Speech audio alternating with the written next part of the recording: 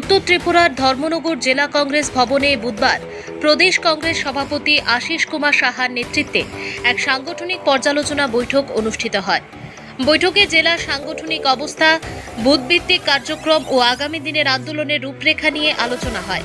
পরে সাংবাদিকদের মুখোমুখি হয়ে আশিস কুমার সাহা বলেন, সংগঠনকে আরও শক্তিশালী করে জনস্বার্থের ইস্যুতে কংগ্রেস আন্দোলন চালিয়ে যাবে। তিনি সম্প্রতি ধর্মনগরে যুব কংগ্রেসের 2 কর্মীর উপর হামলার ঘটনায় তীব্র নিন্দা জানিয়ে অভিযুক্তদের দ্রুত গ্রেপ্তার ও দৃষ্টান্তমূলক শাস্তির দাবি করেন। পাশাপাশি প্রশাসনের নিরপেক্ষ ভূমিকা পালনের আহ্বান জানান।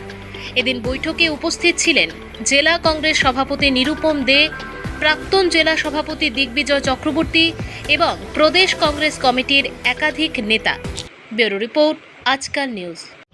উপলব্ধি করেছি যে পরীক্ষা সংক্রান্ত বিষয় বা বিভিন্ন টেট পরীক্ষার্থী থেকে শুরু করে বিভিন্ন পরীক্ষায় যে অনিয়ম, এই নিয়ে জাতীয় কংগ্রেস দলের ছাত্র সংগঠন তারা যেমন প্রতিনিয়ত আন্দোলন করছে, যুব সংগঠন থেকেও আন্দোলন সংগঠিত হচ্ছে এবং রাজ্যের শিক্ষা ব্যবস্থা একেবারে ভেঙে চলল।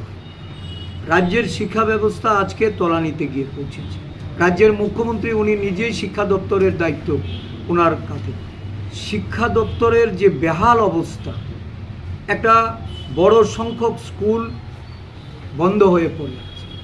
বিশেষ করে আদিবাসী এলাকায় একটা প্রায় 400-র মতো স্কুলে একজন শিক্ষক দিয়ে এই স্কুলগুলি পরিচালিত হচ্ছে।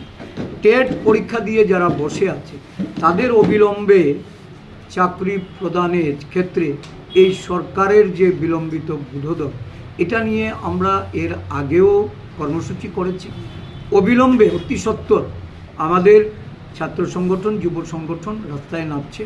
আগামীকালকেই আমাদের ছাত্র সংগঠনের একটা কর্মসূচি আছে আগরতলায়। আমরা শিক্ষাক্ষেত্রের এই অচলাবস্থা কাটিয়ে ওঠার জন্য সরকারকে বাধ্য করতে আমরা রাস্তায় নামছি। ধন্যবাদ।